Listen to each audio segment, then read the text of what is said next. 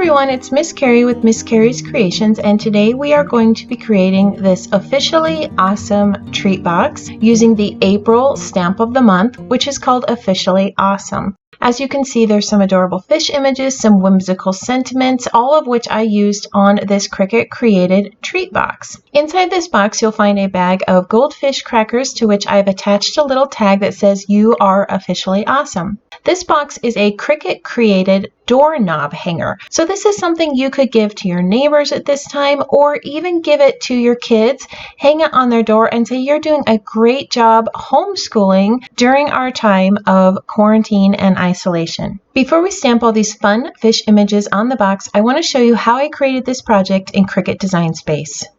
Here I've gone into my image library and I am searching doorknob hanger, and you can see here under my purchased images I have one that's called a card holder under the Cricut Art Philosophy collection. I'm just going to search door again so that image pops up, and I'm going to place it right into my canvas. I want to be able to place two boxes as large as possible on a 12 by 12 piece of cardstock. So I'm going to be playing with the size here, and I'm going to be checking my mat preview to see how big I can possibly get these. I'm going to start by creating two project copies, which are placed on two separate mats.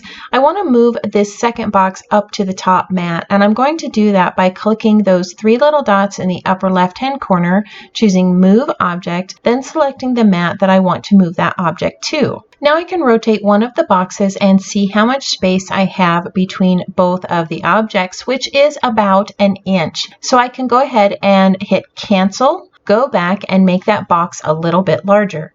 After a little trial and error, I did determine that the final size for the width of this image was 6.5 inches. And as you can see, I can get two of these box images super snug right there on a 12 by 12 piece of cardstock. On the front of the box, I'm going to have a white piece of cardstock with my stamped images. I've inserted a square shape, unlocked it, and I'm using that sizing handle to resize the rectangle until it's a little bit smaller than the front panel of the box. I'm going to add faux stitching around the edge of that square using my perforation blade on my maker. I'll start by inserting another square shape, making it a little bit smaller than the first square shape, then changing the line type to perforation. After centering both squares, I can select both images and attach them.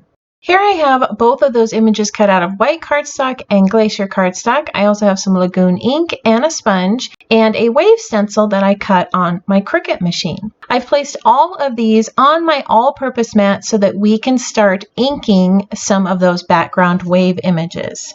We're going to start with that white daisy rectangle. I have some Lagoon ink here, and I'm going to start sponging the ink over the stencil image onto the white daisy cardstock. As I'm sponging, I apply more ink against the stencil so that I have a very dark edge. Now I'm going to move the stencil down, apply ink again, creating a dark edge against the stencil.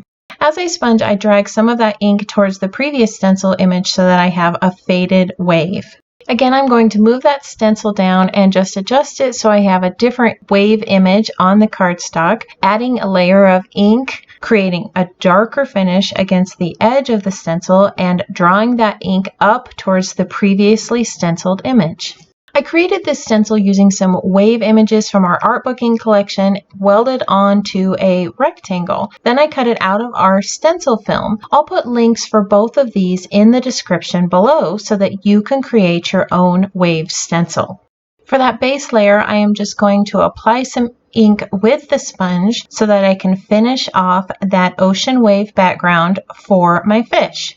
Now I'm going to apply some ink right around the edges of this rectangle to really bring out that faux stitching I created with the perforation tool. When you take a closer look, you can see I was able to create the look of a stitched rectangle die using that perforation tool on the maker. Now I want to create that same wave background onto the box. I'm going to repeat the same process as before using this stencil with the Lagoon ink, but before I do that, I want to tape down this little tab. If I don't tape it down, it is going to pop up while I'm trying to apply the ink and the stencil. So I'm just going to grab a piece of Post-it tape, tape it down, and then I'll start my inking. You're going to create the wave stencil on the box just like you did on that white daisy cardstock. Since it is cut from glacier cardstock, you do not need to add as much ink when you're fading it up because you want some of that glacier to show through. As you can see here, taping down that little tab really helped as I was inking so that it didn't pop up. As I move the stencil down along the back of the box, I just move the images so that I have different wave shapes as I'm inking. Once I get to the bottom, I can just add a light shade of ink, which will actually be hidden by the treats, so I don't need to be too worried about what it looks like. I love how these turned out. You could use this stenciling technique on any card, scrapbook page, or box image to create an ocean background. Now we're going to start creating those fish images that are going to go on the front of the box. I just have a piece of white daisy cardstock here, and if you take a look, these are inked images. I did not color these with my markers. I actually created them from these inks, the emerald, green apple, lemonade, and nectarine, and I have some matching sponge daubers for each one of them. I'm going to start with the emerald ink, and I'm just going to create a smudge of ink on the white daisy cardstock with the sponge dauber. I want to create a rich, intense color so that the white embossing shows through when I stamp the fish. I'm going to be doing the same thing with the green apple ink. I'm creating a little smudge of ink over here on the right, and then I'm going to blend a smudge of ink underneath that emerald ink so that I have two colors for the two-toned green fish. Now I'm going to take the lemonade ink and I'm going to blend it in with the layer of green apple ink and add a smudge of yellow ink over here on the left, which will be blended in with some nectarine ink. Now that I've created all the colors for my fish, I've grabbed some white embossing powder and some white daisy pigment ink, which I'll be stamping the fish images with. Since I'll be using a heat embossing technique, I want to make sure that I use my anti-static bag onto the white daisy cardstock. This will prevent any excess powder from sticking onto the background. I'm going to stamp each one of these fish images using that white daisy pigment ink. Then I'll sprinkle each one with embossing powder before stamping the next image. This will prevent the ink from drying in between the stamping. I'm just using all of those different fish images from that Officially Awesome Stamp of the Month stamp set. And as you can see, while I'm stamping them, I'm making sure to place the image in between each one of the two colors so that the fish have more of an ombre look. Now that each one of the fish images have been stamped, I can grab my heat tool and set that embossing powder. You know that it's set when the images are raised and the embossing powder becomes glossy. I want to stamp some seaweed along the base of this rectangle. So the first thing I want to do is place a super sticky post-it note along the bottom so that I don't stamp past that faux stitching. And then I'm going to go ahead and give it a tap with that anti-static bag. I'm going to grab that seaweed stamp off of the backing sheet and place it onto a block, then stamp the seaweed randomly along the bottom of this background using the white daisy pigment ink. Once I'm done stamping it, I can go ahead and sprinkle it with white embossing powder. Before I heat set these, I want to add a few bubbles. These bubble stamps were added to the block using a pair of tweezers. I spoke about this in my previous video, how using tweezers prevents excess oils from sticking to small stamps. The bubble images are going to be stamped using the white daisy pigment ink, then sprinkled with white embossing powder, and I'll heat set the seaweed and the bubbles onto that blue wave background. The last piece we need to stamp is this tag, and these were cut using some dies, but you could also cut them out using your Cricut. I've got this little coral background that I'll be stamping using the tangerine ink. The first two images are going to be second generation stamped, which means that I'll apply ink, stamp onto a scrap piece of paper, and then stamp onto the tag. The final one is going to be stamped in full strength tangerine ink and then shaded in using a peach shimmer brush. You'll just simply brush that pink pigment onto the coral, allow it to dry, and as you can see, it added a little bit of shading to the coral as well as some shimmer. Once the peach shimmer had completely dried, I used the intense black ink to stamp that "You Are Officially Awesome" sentiment onto the center of the white daisy circle. I'm going to adhere the two pieces of the tag together and get ready to start assembling the box. Before I do that, I'm going to need to fussy cut each one of those little fish images we stamped earlier.